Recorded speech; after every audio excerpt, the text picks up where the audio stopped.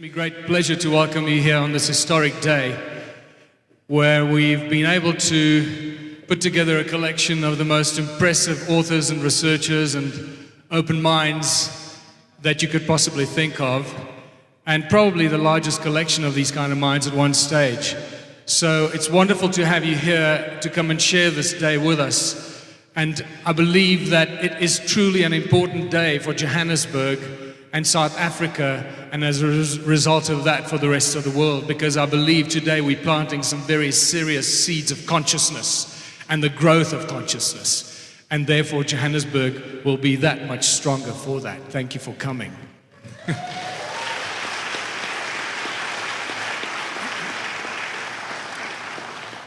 I always forget to do this, so before I go, I'm going to thank a few people.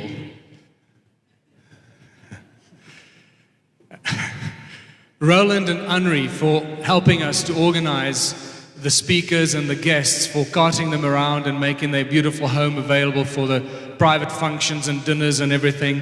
Thank you so much to Elle, Adele, Mervyn, Amanda, Di, Mike van Niekerk and Willem and Bill, and then our two American guests, Greg and Austin, who actually organized the GPR company to do the GPR scanning of several sites all the way from America, and then came here to be for the GPR scanning and also helping us at this event. Austin and Greg, thanks very much for being here with us.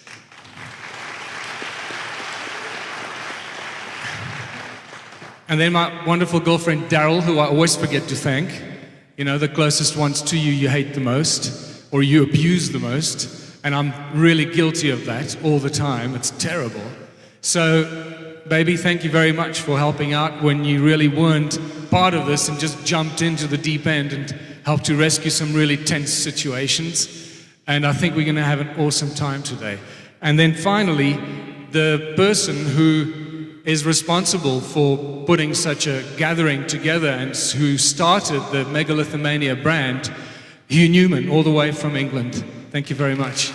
Over to you, Hugh.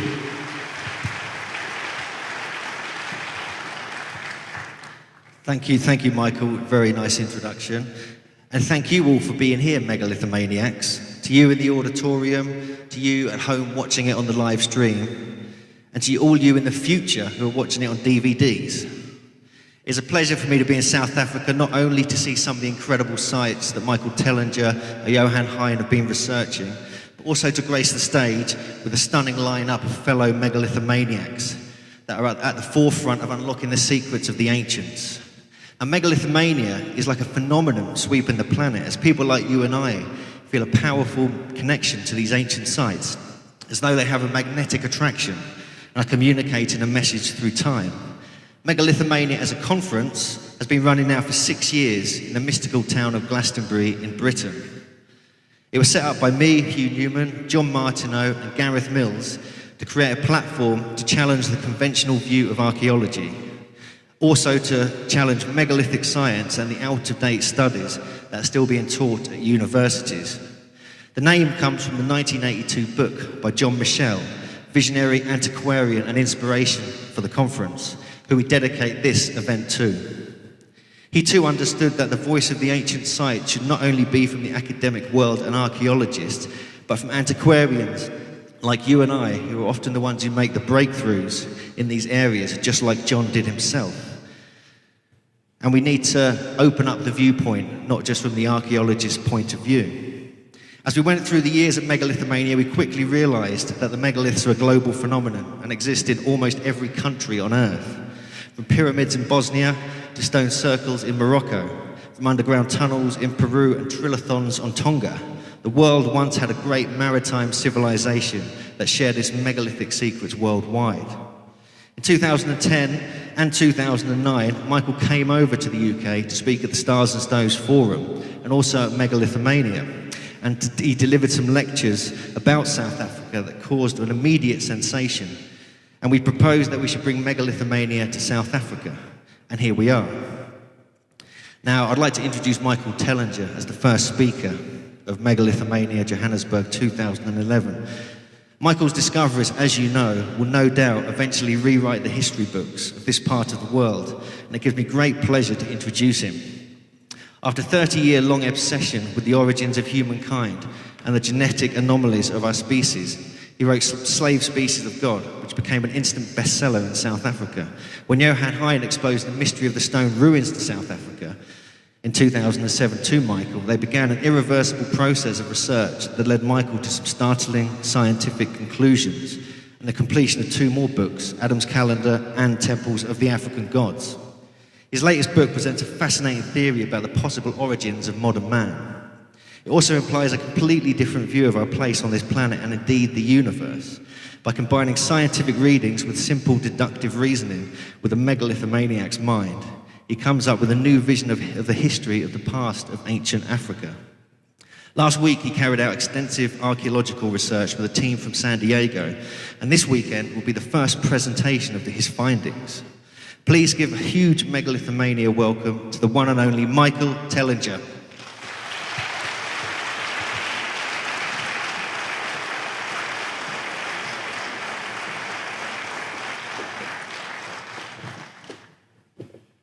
Thank you very much.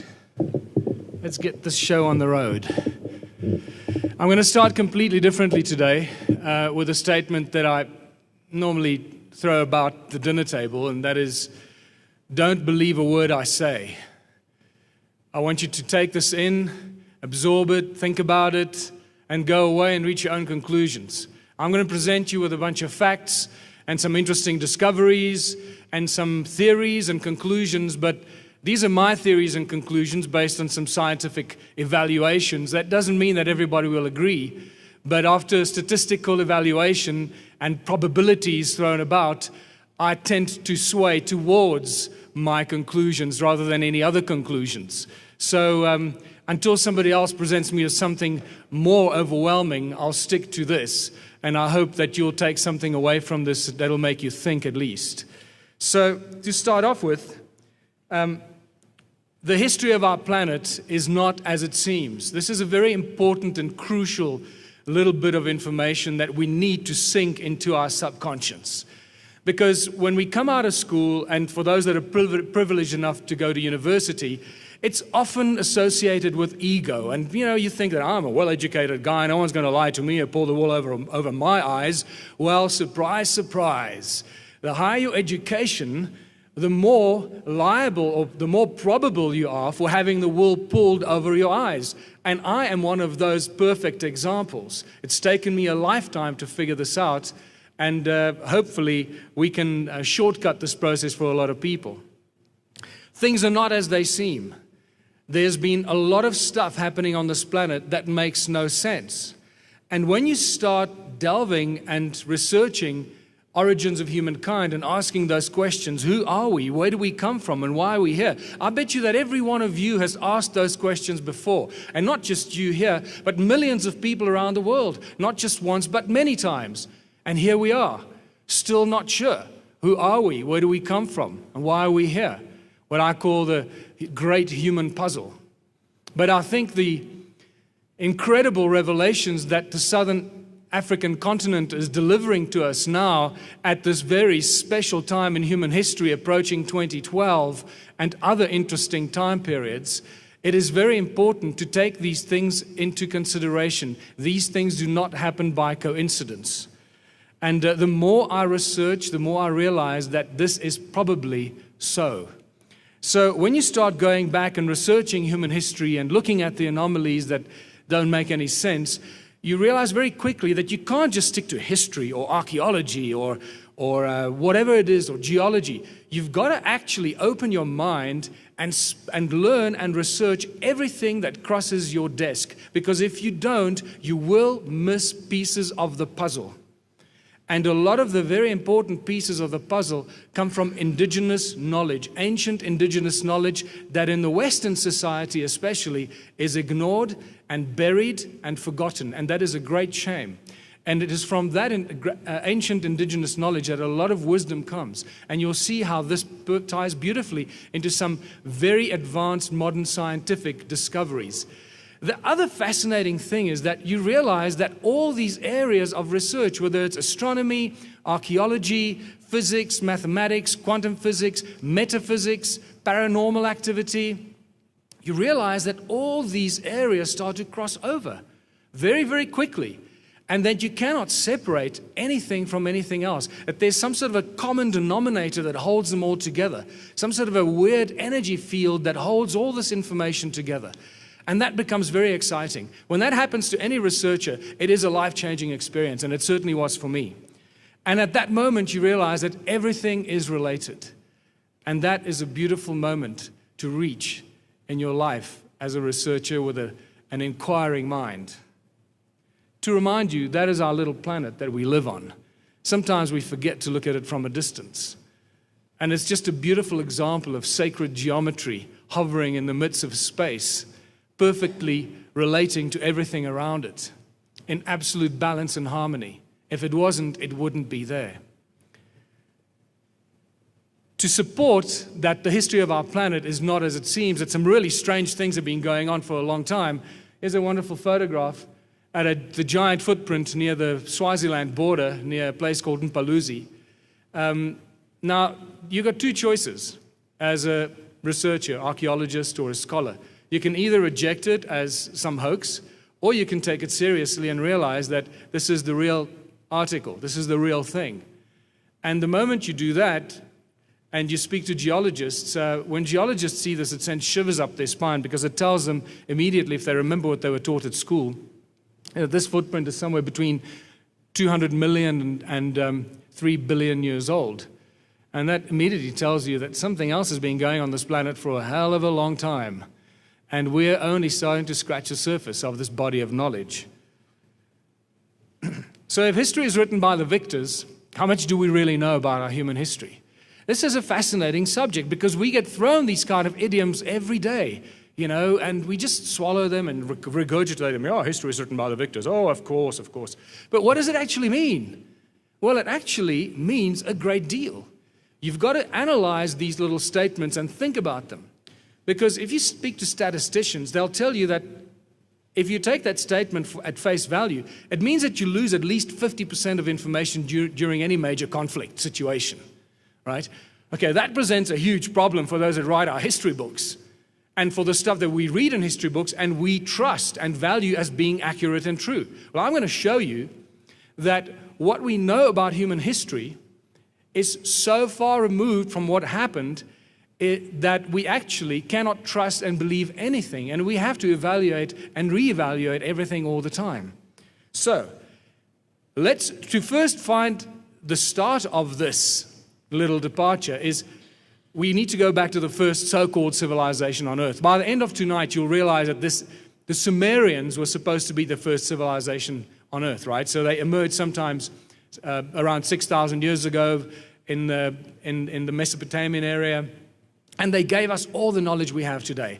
We read in history books that we should be grateful to the Sumerians for our knowledge of architecture, archaeology, medicine, music, even recipes and cooking and all the technical stuff that we use today, we pretty much inherited from the Sumerians.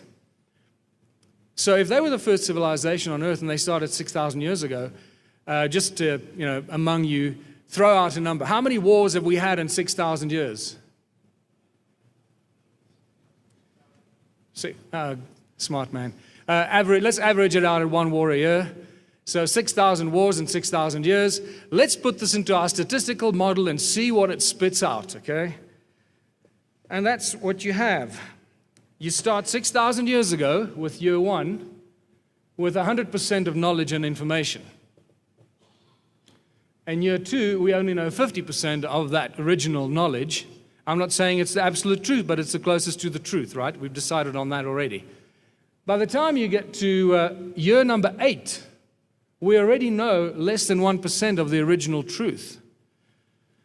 And then the horror of horrors, when you get down 124 years into civilization, that's all you got to do. 124 years into civilization, 6,000 years ago, this is how much we know, that long number down there. And that's where I stop. I stop there because it's a very significant number. It's 10 to the minus 34. Which is often referred to as Planck's constant. Now, that suggests that after that, anything else is really highly insignificant. And by the time we go 124 years into origins of humankind and human civilization, we know less about our human origins than is permissible by the laws of physics. So that's a thing I'd like you to put in the back of your mind and remember, because it's an important thing. So next time somebody starts to tell you about what Napoleon did here or what happened there and what the Olmecs and the Toltecs did and so forth, just say, okay, we know less than is allowable by the laws of physics about our human history, so let's think carefully about what we read in history books. We live in an electromagnetic universe. That's another very important thing. And if you think I'm going about ancient African civilizations in a weird way, very, very soon you'll see where this all leads to. It's important to lay this foundation. Otherwise, by the end of tomorrow, when I really spring the big wow on you, you're going to go, this guy's nuts. And, I don't want that to happen, obviously. So everything spins and vibrates. And that is the reality of our electromagnetic universe. And because it spins and vibrates, we can detect it, and we know it's present, because everything has a frequency, from subatomic particles to planets and solar systems that have these atomic-like structures and things rotating around other things. And then you see, especially when you move further away from that and you start looking at galaxies, you start seeing this spinning and vibrating effect really beautifully. These vortices that are scattered all over the universe. And then even the entire universe seems to have this spin motion, and leading physicists like Nassim Haramein point out very beautifully how this all fits together and how this energetic fields, these torus effects take place, and how they generate the energy and how they regenerate this twisting vortex motion energy. So everything spins and vibrates, and because of that we can detect it. And this is what the electromagnetic universe gets presented to us, with very long waves on the left, and then the waves get higher and higher, and the frequencies get higher and higher until you get on this side. This is a continuum. It doesn't stop. It's infinite that way, and it's infinite this way, right? And everything, every specific thing, every tiny atom, molecule, cell, organelle, anything you can imagine vibrates at its own specific frequency. And once you know at which frequency it vibrates, you can affect it either positively or negatively, understanding the vibrational fields. The interesting thing is that out of this entire electromagnetic spectrum, we can only see with our eyes this sliver of light, which we call visible light over there. That's it. Everything else to the left and to the right of that, as far as we're concerned, is invisible. And I love this, because the macho guys always come out and say, well, if I can't see it and I can't touch it, show me physical proof. I want physical evidence. Then I'll believe it. Well, unfortunately, there is not always physical evidence for the stuff of the universe. And we have to look at other areas for evidence. So my answer to that is, if you want physical proof, and if you can't touch it and you can't see it, it doesn't exist, then obviously you must be a really big... And hopefully they get the message that you don't always have to see it to believe it. I'm glad I made my point. Sometimes it's dead silence. Okay, maybe my timing wasn't that good. Okay, so where does this take us with ancient civilizations? How did they respond to all the stuff on the left and the stuff on the right? And we realize that they had a very, very keen understanding of this. And they called it the third eye, the pineal gland, which they had a very keen understanding. And you'll see the third eye notion echoing through all ancient cultures, or pretty much all ancient cultures.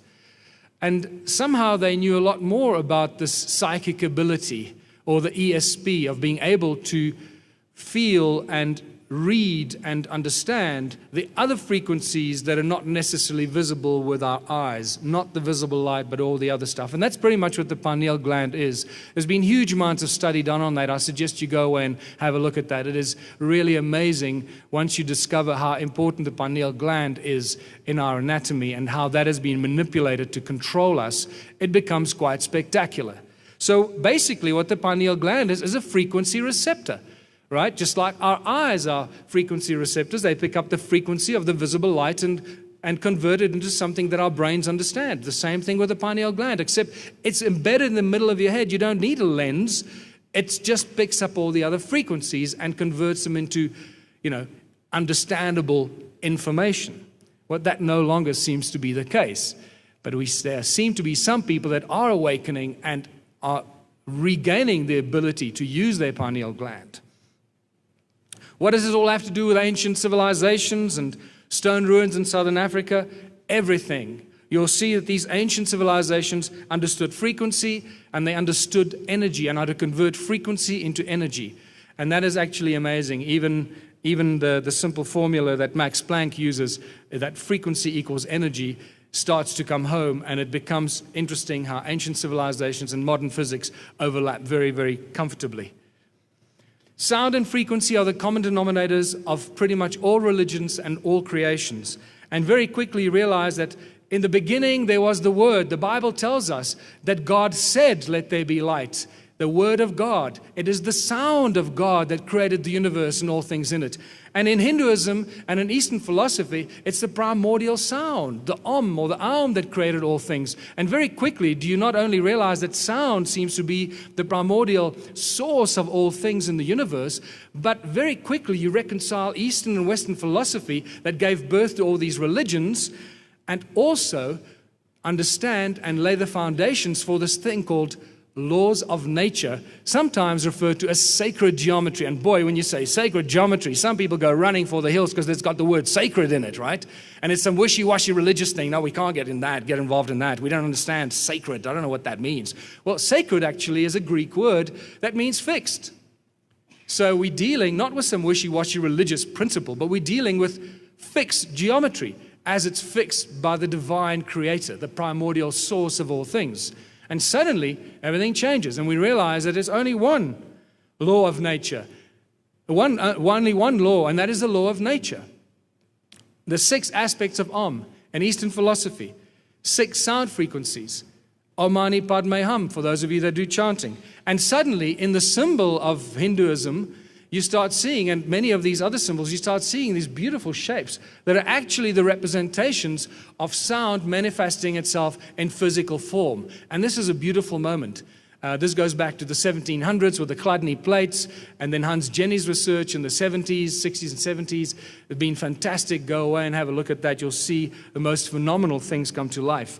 And then you realize that these 6 aspects of Om are perfectly represented in sacred geometry or in the biblical tale of the 6 days of creation. There you go. 6 circles around one, and on the 7th day God rested. And you realize that we're combining all the stuff into the laws of nature that starts to show us the source and the origin of these things, and it all seems to come from sound.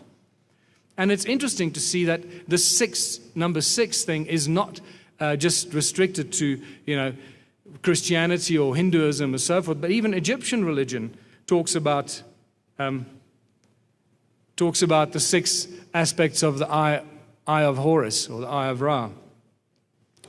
And then you realize that the 5 basic Platonic shapes, the 5 primary frequencies, the 5 primary shapes that seem to give rise to all other matter and all other frequencies, are all inextricably linked to the 6 days of creation. First there was the void, and then you see the 5 following days of creation. And you see how all this starts to fit together as the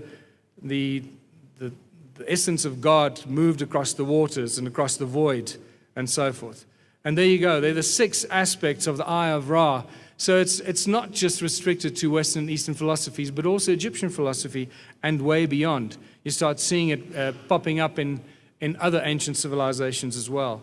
And we're actually seeing the number 6 when you start, when you finally get exposed to the wonderful work of Willem de Swart in The Secret Numbers of God, you'll understand that this number 6 is very important because it actually represents the physical world and the representation of the manifested and the imaginary world that we perceive around ourselves, this thing called the nature of reality.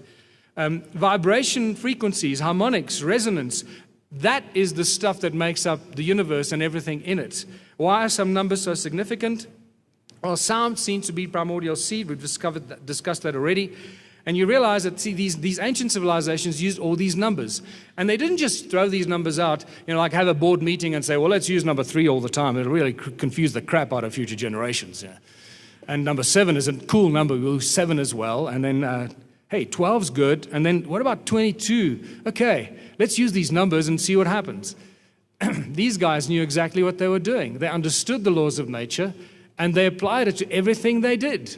And that's the phenomenon that we find when we start analyzing the structures and the monuments in Egypt and everywhere else on earth. And that does not exclude South African ruins and the ancient civilizations of South Africa. In fact, they become highly visible in that. And the number 3 is the Holy Trinity. And it can be represented in so many different ways, right?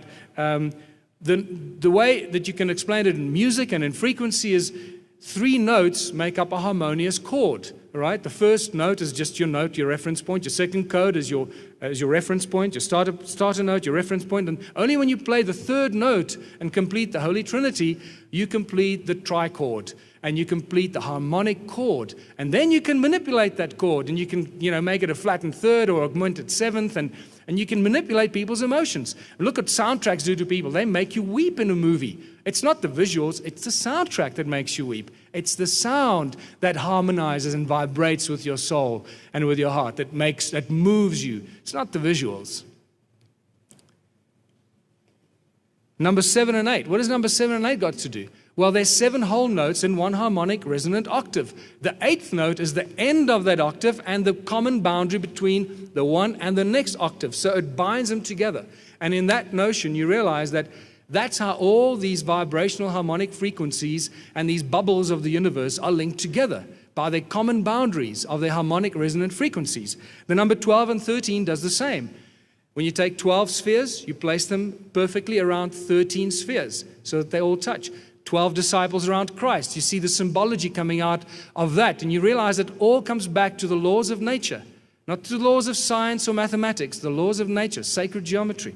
And 12 notes in one harmonic resonant octave. That's the 7 whole notes and the 5 semitones, right? The black notes. Together, they're 12. And the 13th note is the boundary of that harmonic octave and the common boundary between the next one. And then you suddenly see this number 22 appear everywhere. 22, you start seeing everywhere the moment you start researching it. And you realize that, how dumb can we be? 22 is one of the cosmic numbers because 22 over 7 is pi. And that is the common denominator between all circles and all spheres. No matter whether they're this big or the size of the universe, their common denominator number is 22 over 7. And they all share that number. And that is their ratio by which they are linked. And when you get deeper into this ratio thing, you realize that that is the fundamental thing that we need to pay attention to understand what ancient civilizations were getting up to. It gets really, really exciting. The deeper you get into this sacred geometry, wishy-washy religious stuff, right?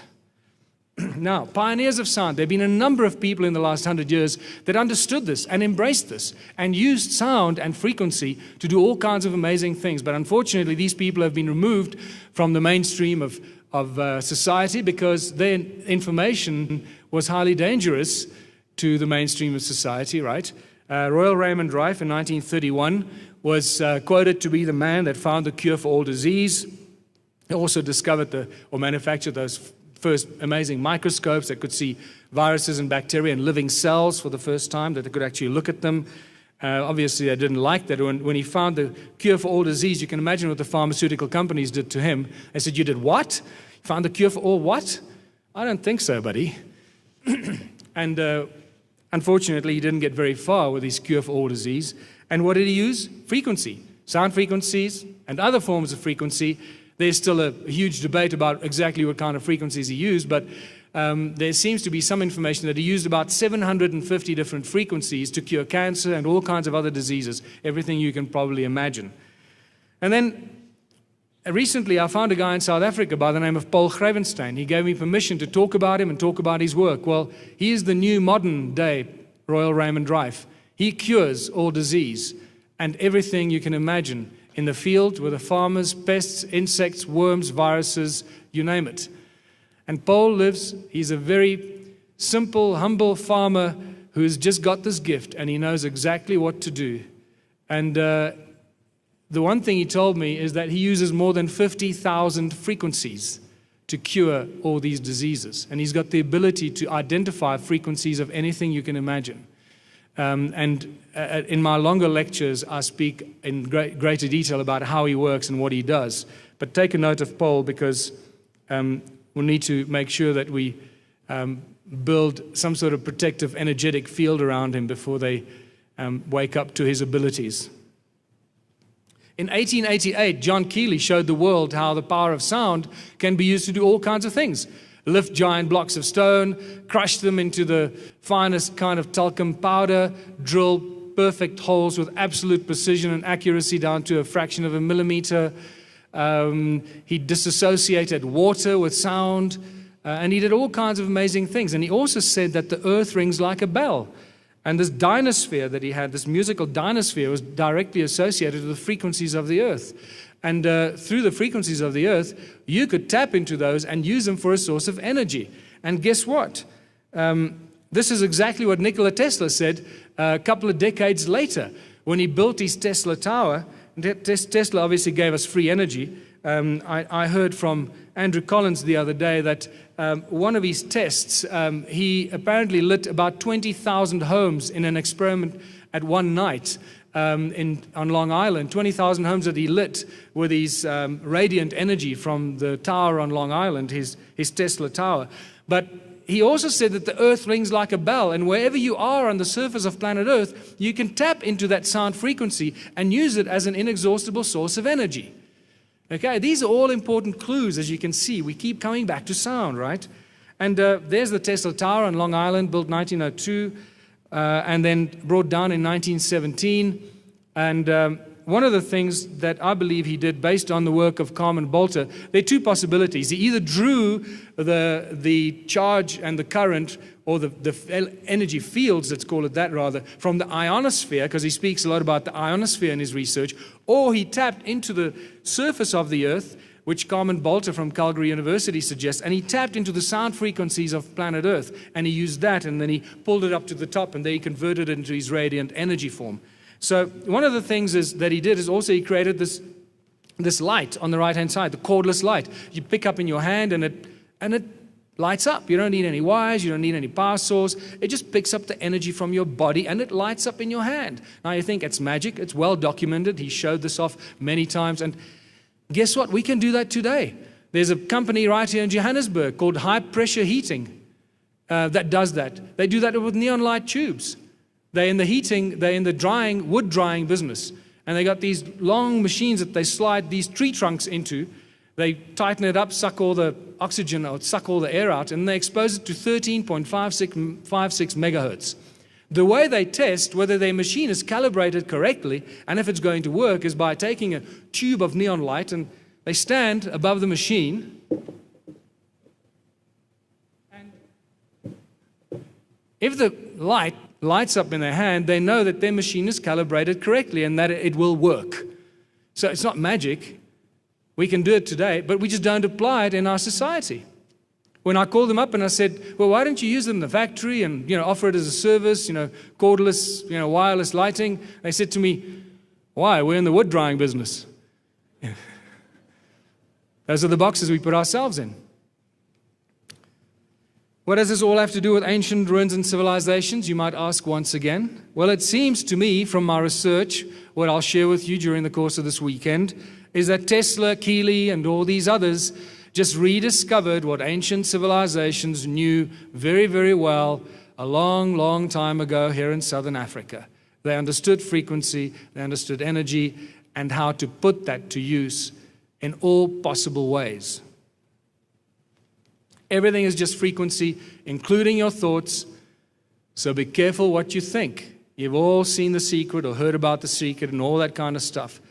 It's real stuff. It's not wishy-washy science. It's real breakthrough, groundbreaking scientific research. It shows us how our thoughts can do things and manifest our own reality. It gets really freaky when you get to that kind of level of research. And then that's why, they call them mad scientists, because, how do you take what you see in the lab and what you study and you try and share that with the people on the street? They're going to think you're goofy, no matter how you try and put it. And I must remind you that, many people are, not common folk out, in the world think that science has got it all figured out. It's not true. Science has got nothing figured out. If you speak to any scientist worth their salt, they'll tell you right off the bat, 90 to 95% of science is unexplained. We don't understand it. We observe it, but we don't understand it. And just because we can observe it doesn't mean we know what the hell is going on. So next time somebody tells you, oh, they got it all figured out, they don't. And I've got it, from some very senior scientists in South Africa specifically that told me exactly what they observe in their laboratory. And that the other thing that shocked me is that when this was a professor at the University of Port Elizabeth that told me that 90% or more of the stuff they observe in their lab, they don't understand. And I said, well, can I come and sit in your lab and make notes of the stuff you don't understand? And he said, no, we can't. We're not allowed to note it or report on it until we understand it. That's a big pity. The ancients were primitive. This is how ancient civilizations are shown to us. And this is what we believe they did. I better speed up here by the looks of things. And it's these ancient primitive guys that did stuff like this, right? Because they were bored. And then we get told, if you watch History Channel, apparently they built this because they needed to know where the sun came up. That's what they tell us on History Channel. I can think of many ways, much easier ways to figure out, stick a few sticks in the ground and figure out where the sun comes up. And then when they were bored with building circles like this, they built big statues like this. And apparently also, this one tells us where east is, so it was probably obviously built to face east, so we know where east was just in case they forgot. And when they were tired of building statues, they built stuff like this, platforms, giant platforms out of big stone. We don't know why they needed platforms in those days, but they built them in any case, just in case they had to find a use for a platform at some stage. Let's build a platform, come on, we've got nothing better to do. Cruising around the veld, avoiding snakes. Hey, let's build a platform. That's what our history books tend to suggest. And then they got into stuff like this. And this is really when you watch the poor guys on Discovery Channel trying to imitate how they built this, you just realize how pathetic it is. We don't know how they did this. We got no bloody idea until you start embracing the thought or the concept of frequency manipulation and sound manipulation. Suddenly this all becomes an absolute reality. And you realize we're dealing with something very special and very unique. And then they obviously built stuff like this.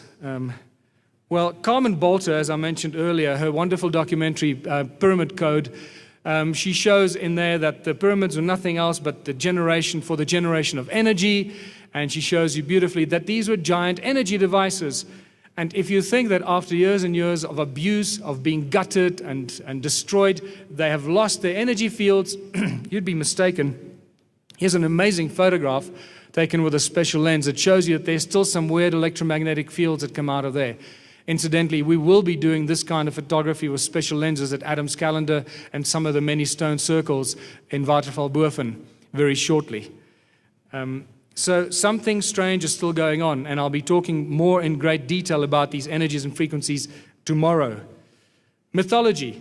The word mythology is completely misused and misunderstood in today's society. The original word mythos comes from Greek once again, and it did not mean imaginary, fairy tale, or anything of that nature. It actually meant words, written words, stories and legends, historic events that were sworn to be accurate and true by priests and kings. So it was an affidavit of an accurate account in history. So it actually means completely the opposite to the value that we ascribe to it today. So from now on, every time you read the word mythology, you've got to ascribe the correct value to it and just replace it with the word history, not imaginary. And suddenly our entire human history changes dramatically. Suddenly there are all these gods coming down from the sky, doing all these wonderful things with flying machines and could do all kinds of things.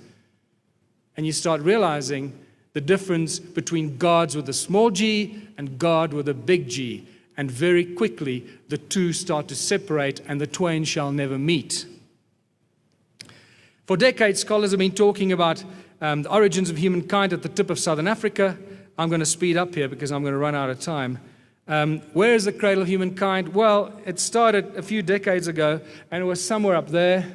And then it moved further down there, and it came down there, and then it came down there. and then it was down here somewhere, and then just recently, even in the last week, there's brand new genetic information that was put out that the cradle of humankind is none other, nowhere else than right in the south of Africa. Southern Africa is where the cradle of humankind is.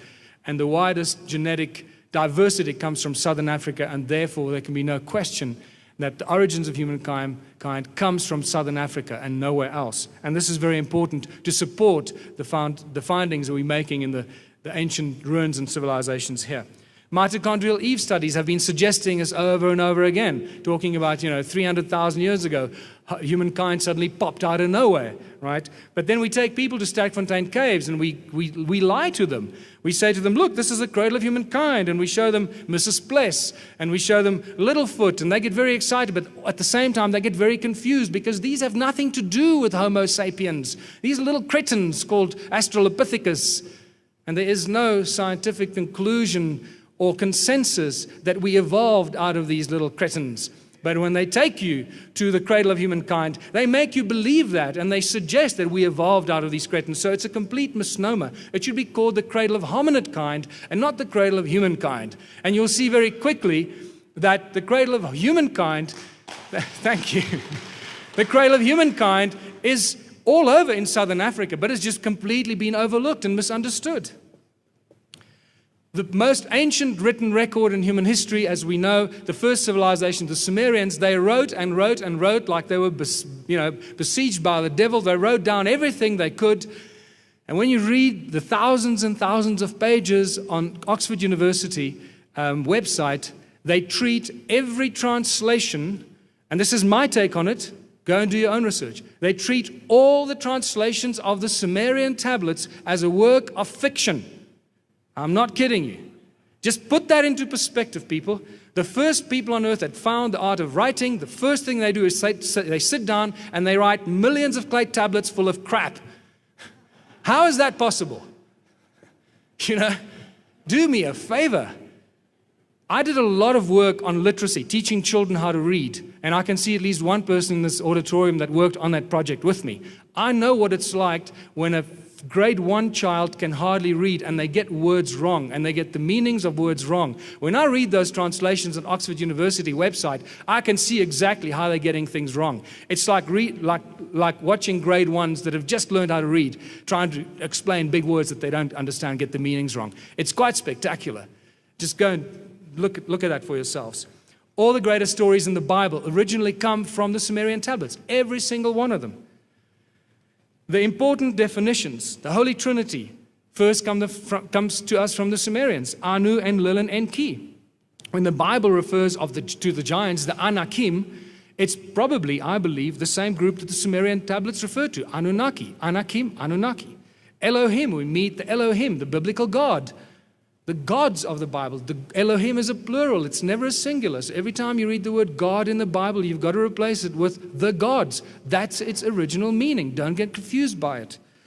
Then we meet Allah, that's a derivative of Elohim, so it's also a plural. Then in Genesis 6, we meet those naughty Nephilim, or the sons of the gods that came down from the heavens, and they saw the beautiful daughters of man, and they married as many as they wanted and had children with them. This is some very interesting stuff that we read in the Bible that never really gets explained until you start understanding the Sumerian translations. But this is all a work of fiction, right?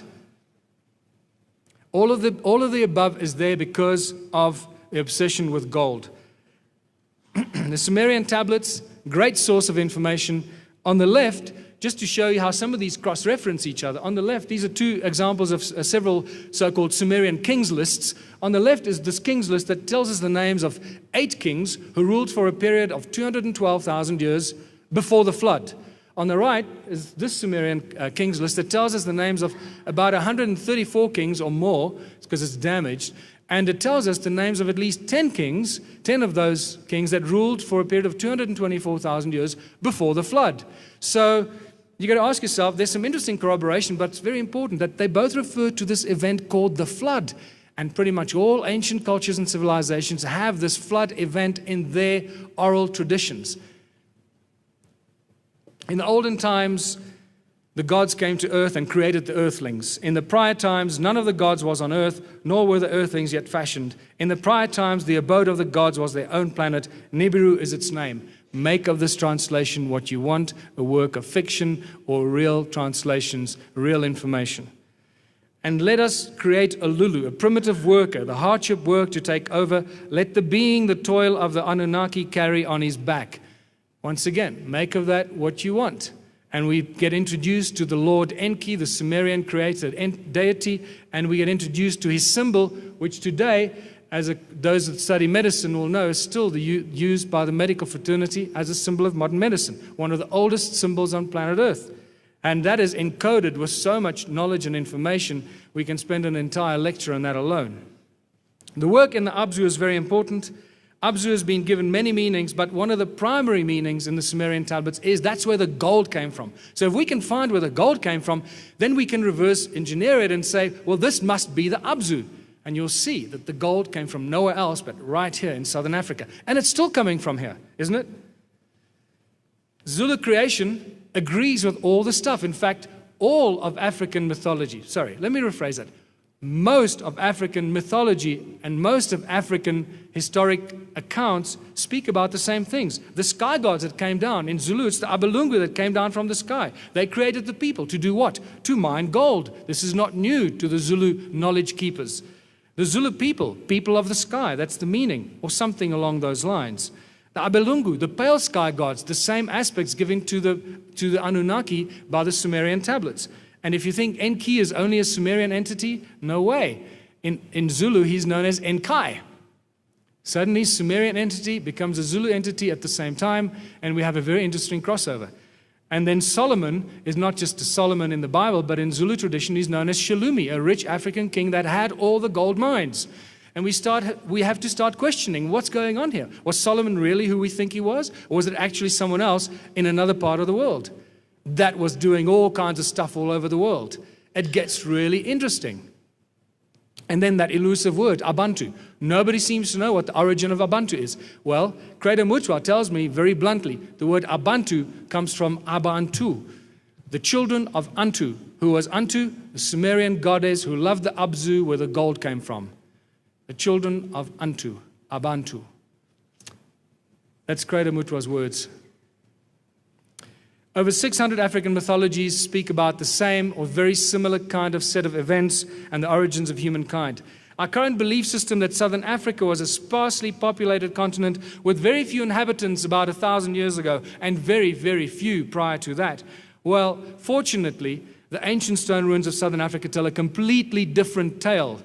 And many of these stones that have been called cattle kraal or, just kraal or something to the stone enclosures have done a great amount of damage because it's been described from a complete position of ignorance, because there are many thousands of these. I'll show you just a few of them. First thing you realize that all of them are circular. Some of them are complex, some of them are very simple. And you can see from some of these aerial photographs that we're dealing with huge amounts of sedimentation. And you'll see that each one of them is completely unique. And that little bit of information is crucial to this expose, that each one of these stone circles is completely unique. Some of them have very complex internal structures, some of them have simple internal structures, and then suddenly you start seeing the spider's web effect that comes out of the central circle and many times covers the whole mountain or the whole hill, interspaced with many other things, as you see more simple structures than very complex structures. And you'll note that they're all connected by these ancient roads or channels. There was actually a channel right between there connecting those two. You can't see it anymore. And you realize that we're dealing with something very unusual. Look at that horseshoe shape over there with a perfect circle in the middle. When you're on the ground, you don't realize that that is there. You can only see this from the air. Most of these are pretty much flat with the ground. See all the stuff around it there? Don't worry about this. That's the obvious stuff. But the stuff around it, that's the stuff that interests me, because that's covered by soil. The nice figure of 8 there, and a nice horseshoe in the middle of a much larger circle. And we start seeing these amazing anomalies. Look at all the stuff in between, covered by soil. Just because you can see these, don't ignore the stuff that's covered by soil. Look at these beautiful flower kind of shapes. They were making pretty flowers, yay. And all connected by these channels. Look at it. This is one of the areas that we scanned with GPR, so I'm really keen to see what comes out of that. And then some of them still got very high walls, very impressive. Important to note, no doors or entrances. And this is one of the first things that in 1939 already archaeologists were amazed at. Many of these sites that they go to explore, no doors or entrances. And then these agricultural terraces that run for thousands of kilometers. The numbers just don't make sense. This is in a sparsely populated continent, people. There were just like 5,000 people or so. Depends on what information, what books you read. There was nobody living here in those days. These terraces that cover mountain after mountain, thousands and thousands of square kilometers covered by terraces, huge amounts of work. Here you see terraces interspaced by the channels, circles, and then terraces going all the way down to the river, covered by soil. There you can see terraces running up to the top of the mountain. It's a circle with this channel running right into it, but you can't get in. The channels don't allow you to get in. And then, as I said, these ancient roads, that we originally called them roads, but actually channels, with a spider's web effect that runs out from the channel. Look at these roads coming in to all of these channels. It seems like originally all of these stone circles in these huge clustered communities were all connected by the channels, or these roads, I now call them channels, and the terraces, all interconnected. Nothing was standing apart.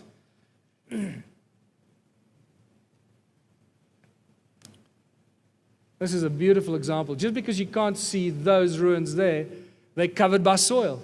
And look at that beautiful cluster of hexagonal cells over there. We'll talk about those tomorrow if we got time. That is a spectacular discovery. It makes no sense. More channels into circles. This is one of the most spectacular pictures we've got.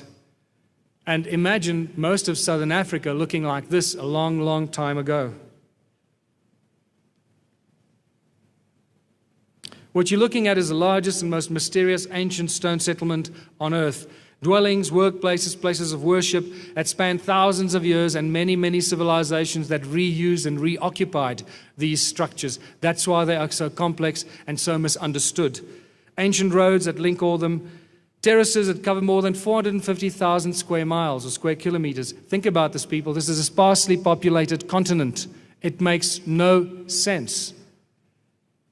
What is so special about these ruins? Well, they're obviously very special cattle kraal, and these cattle were very, very special because they demanded some very special features in their kraals, like special markers to mark east, and special relationships and sacred geometry in some of these structures. Yeah. And you start realizing this is mostly Johann Heine's work. Johann has spent years and years researching this and plotting these, and it takes a long time to reach these discoveries. So if it wasn't for Johann, we would not know this. And thank God he didn't take the academics seriously when they told him to bugger off, you're wasting our time. And you start realizing these things are encoded with very ancient knowledge of sacred geometry. And you start seeing hexagons, and you realize that this stuff is far more encoded and complex than we ever imagined. Aligned with all kinds of sunrises, solstices, equinoxes in both directions. Look at that. And to do this, you've got to go up there in all these days and mark the sun. And Johann was very diligent in doing this. Thank goodness for that. These are no accidental structures, very carefully put in place for very specific reasons.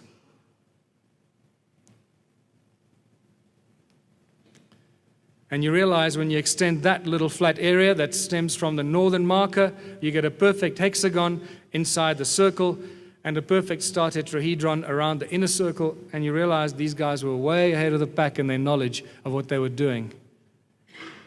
And you know that they understood all this fundamental structure of matter, sacred geometry, the fractal nature of reality. And that's very important here as well. The first references of these stone circles actually go back 500 years ago to the Portuguese, Antonio Fernandes, when he landed on the Mozambican coast. There are records in the entries there that he talks about the Karanga people or the Makaranga people What are the Kalanga or Makaranga people? Children of the sun. Suddenly they encounter sun-worshipping cultures in southern Africa that shouldn't belong here. We're not supposed to have sun-worshipping cultures in southern Africa, and yet we find them all over the place. How many of these ruins were there? And this is my grand finale for today because my time is up. Well, in 1891, the brilliant Theodore Bent, from horseback, doing exploration in South Africa and in Zimbabwe. This is the inside of Great Zimbabwe. He was the first guy to truly excavate Great Zimbabwe. He talks about an ancient civilization and at least between 1.5 and 2 meters of sediment pointing to a gold mining civilization. We'll come back to that tomorrow. He estimated from horseback in 1891 already that there were about 4,000 of these circles. That was brave of him. By 1974, Roger Summers estimated about 20,000 of these. He made a beautiful diagram in one of his books. And at that stage, when I discovered Roger Summers' work, I went, 20,000 in a sparsely populated continent. These guys were busy, man. Each one of them built himself like 4 or 5 cool ruins, you know. So they truly, really had some special abilities to cart the stones from the rivers up to the tops of the mountains. And then I got involved in 2007 after I met Jan Heine. And within the first year or so, after walking up and down a couple of these mountains, I reached the conclusion there were at least 100,000 of these. I phoned up the ex-head of archaeology, Revel Mason, at Wits University. I got hold of him on the phone miraculously. And I said, Revel, how many of these stone circles do you think there are? And off the bat, just like that, he said, oh, at least 100,000. And I couldn't believe it. I said, that's amazing, Revel, because that's more or less what I think, about 100,000. And he said, yeah. And I said, but you know what? This poses a huge problem. And he said, what? I said, well, if we get 100,000 of these, and we ascribe even 10 people to each one, we got a huge population problem. We got about 1 million people living in ancient times in southern Africa. And there was a little silence, and he said, well, then they can't be 100,000. That was it. You see? Whoosh, back into dogma. Ignore the evidence. Straight into the dogma box. That's not how we get on. That's not how we do science. We got to deal with the anomalies, and you're going to see a lot of those anomalies when Klaus Donner presents his work to you later. If we're not brave enough to deal with anomalies, get out of your job, go do something else, become a waiter. Don't be an archaeologist. It's not meant for you.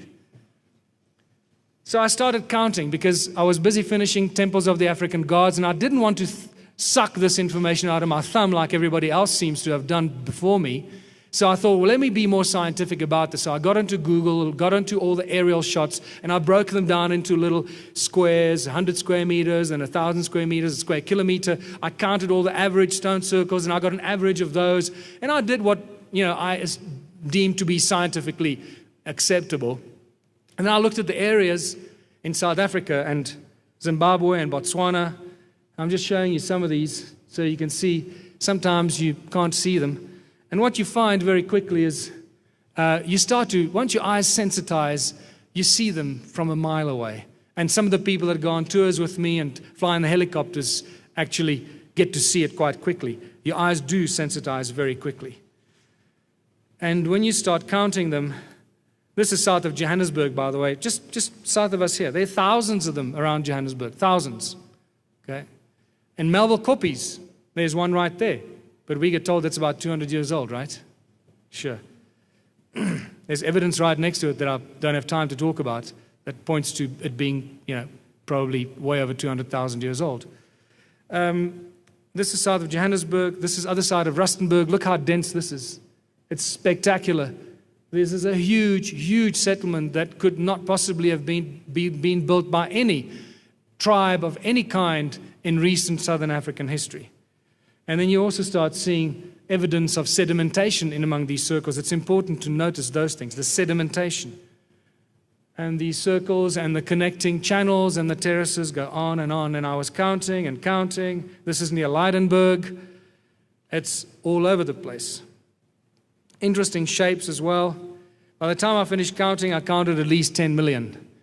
And I can tell you right now from the last 6 months' work, I'm prepared to tell you that there's probably much more than 10 million of these stone circles. And in that second and in that moment, you realize that we must close our history books, throw them away, and start from scratch. That the history of Southern Africa is completely different from anything else we've ever heard. They have not done their history, their research properly. They have published non-scientifically researched information. They've been confusing us for a long time, spewing forth the same dogma, probably from a position of ignorance, so we can forgive them for that. But the time for forgiveness is now over. Now we need to move into the new area of knowledge and wisdom. Now that you know this, do not be swayed by arguments to the contrary, because they all come from a lack of research, a lack of knowledge in this area. And I can speak of experience because I've been there, I've walked these mountains, and I have spoken personally to many, many of these so-called very clever people. And they do not really know what they're talking about. So, what happened to them? You can see huge amounts of sedimentation. What happened to them is what I will tell you tomorrow, just before lunch. So hopefully this gives you something to think about. Tomorrow is a real roller coaster ride, and I'll show you some beautiful implements, tools, and artifacts that cannot be disputed, are extremely, extremely old, and probably some of the most important artifacts in all of human history, right here in southern Africa, not in Egypt, not in Peru, not in China or anywhere else, right on our doorstep. Thank you very much for listening. I'll see some of you tomorrow. Thank you.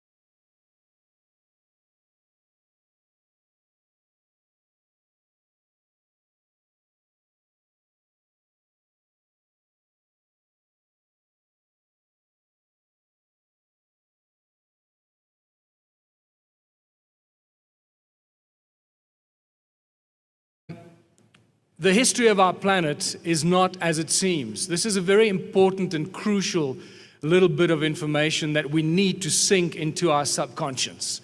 Because when we come out of school, and for those that are privileged enough to go to university, it's often associated with ego. And you think that I'm a well-educated guy, no one's going to lie to me or pull the wool over my eyes. Well, surprise, surprise.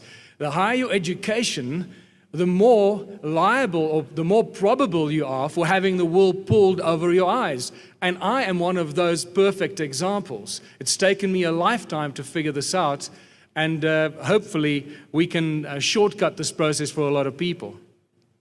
Things are not as they seem. There's been a lot of stuff happening on this planet that makes no sense.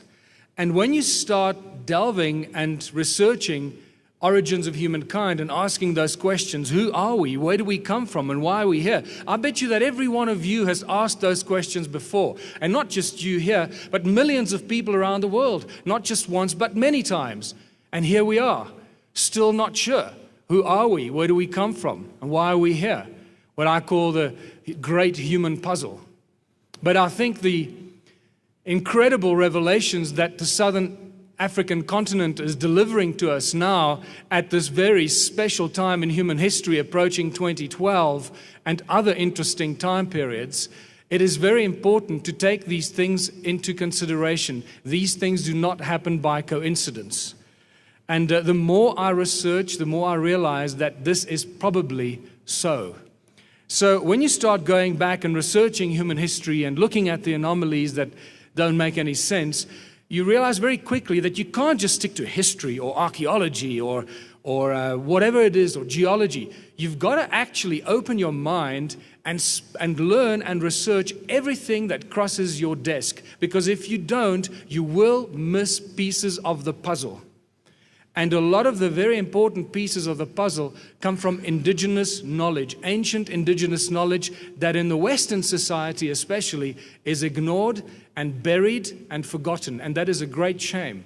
And it is from that ancient indigenous knowledge that a lot of wisdom comes. And you'll see how this ties beautifully into some very advanced modern scientific discoveries.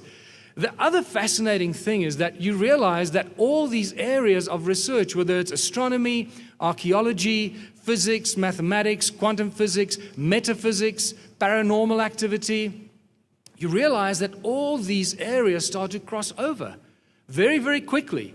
And that you cannot separate anything from anything else. That there's some sort of a common denominator that holds them all together.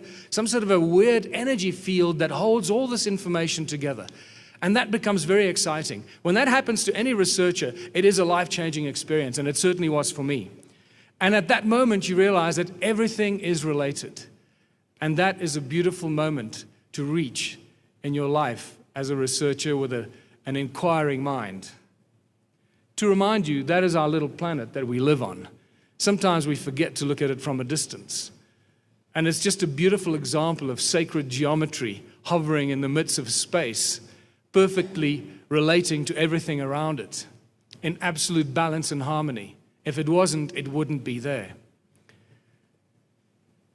To support that the history of our planet is not as it seems, that some really strange things have been going on for a long time, here's a wonderful photograph at the giant footprint near the Swaziland border, near a place called Mpaluzi. Now, you've got two choices as a researcher, archaeologist, or a scholar. You can either reject it as some hoax, or you can take it seriously and realize that this is the real article, this is the real thing. And the moment you do that, and you speak to geologists, when geologists see this, it sends shivers up their spine because it tells them immediately, if they remember what they were taught at school, this footprint is somewhere between 200 million and 3 billion years old. And that immediately tells you that something else has been going on this planet for a hell of a long time. And we're only starting to scratch the surface of this body of knowledge. So if history is written by the victors, how much do we really know about our human history? This is a fascinating subject because we get thrown these kind of idioms every day. You know, and we just swallow them and regurgitate them. Oh, history is written by the victors. Oh, of course, of course. But what does it actually mean? Well, it actually means a great deal. You've got to analyze these little statements and think about them.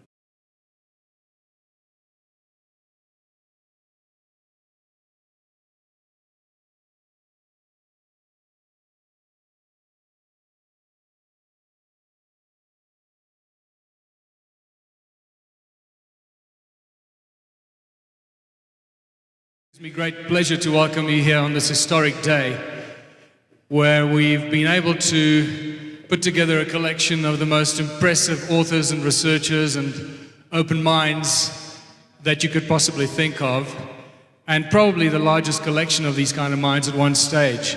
So it's wonderful to have you here to come and share this day with us. And I believe that it is truly an important day for Johannesburg and South Africa, and as a result of that for the rest of the world, because I believe today we're planting some very serious seeds of consciousness and the growth of consciousness, and therefore Johannesburg will be that much stronger for that. Thank you for coming.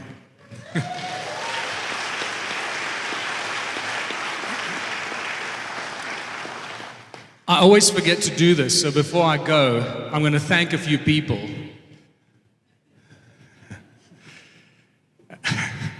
Roland and Henri for helping us to organize the speakers and the guests, for carting them around and making their beautiful home available for the private functions and dinners and everything.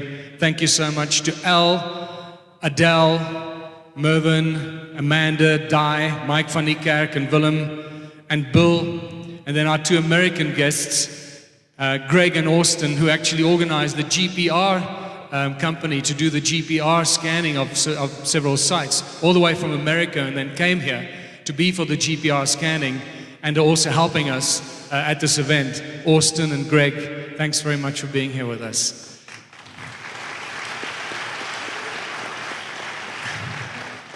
And then my wonderful girlfriend, Daryl, who I always forget to thank. You know, the closest ones to you, you hate the most, or you abuse the most. And I'm really guilty of that all the time. It's terrible. So, baby, thank you very much for helping out when you really weren't part of this and just jumped into the deep end and helped to rescue some really tense situations. And I think we're going to have an awesome time today. And then finally, South Africa. And here we are. Now, I'd like to introduce Michael Tellinger as the first speaker of Megalithomania Johannesburg 2011. Michael's discoveries, as you know, will no doubt eventually rewrite the history books of this part of the world, and it gives me great pleasure to introduce him. After a 30-year-long obsession with the origins of humankind and the genetic anomalies of our species, he wrote Slave Species of God, which became an instant bestseller in South Africa. When Johan Hein exposed the mystery of the stone ruins to South Africa in 2007 to Michael, they began an irreversible process of research that led Michael to some startling scientific conclusions and the completion of 2 more books, Adam's Calendar and Temples of the African Gods. His latest book presents a fascinating theory about the possible origins of modern man. It also implies a completely different view of our place on this planet and indeed the universe. By combining scientific readings with simple deductive reasoning with a megalithomaniac's mind, he comes up with a new vision of the history of the past of ancient Africa. Last week, he carried out extensive archaeological research with a team from San Diego, and this weekend will be the first presentation of his findings. Please give a huge Megalithomania welcome to the one and only Michael Tellinger.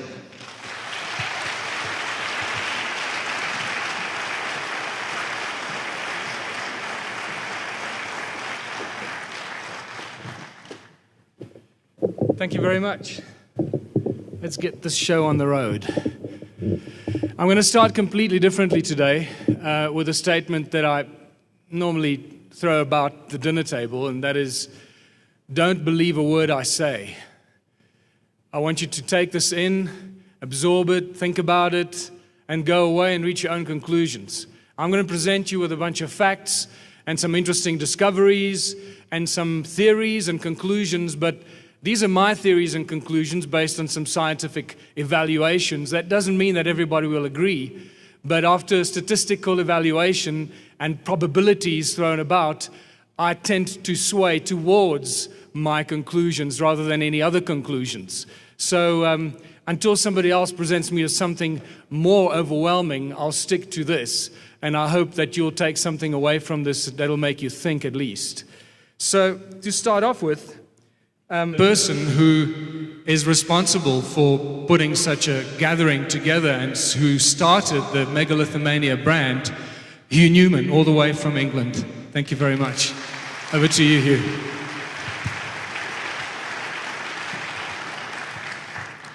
Thank you, Michael. Very nice introduction.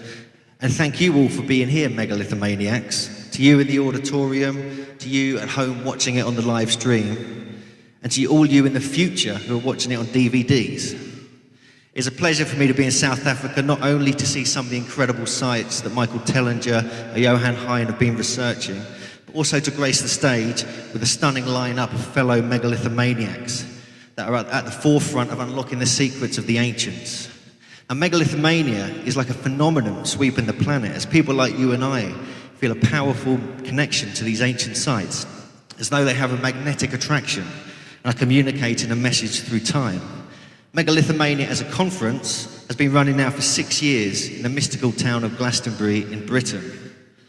It was set up by me, Hugh Newman, John Martineau and Gareth Mills to create a platform to challenge the conventional view of archaeology, also to challenge megalithic science and the out-of-date studies that are still being taught at universities.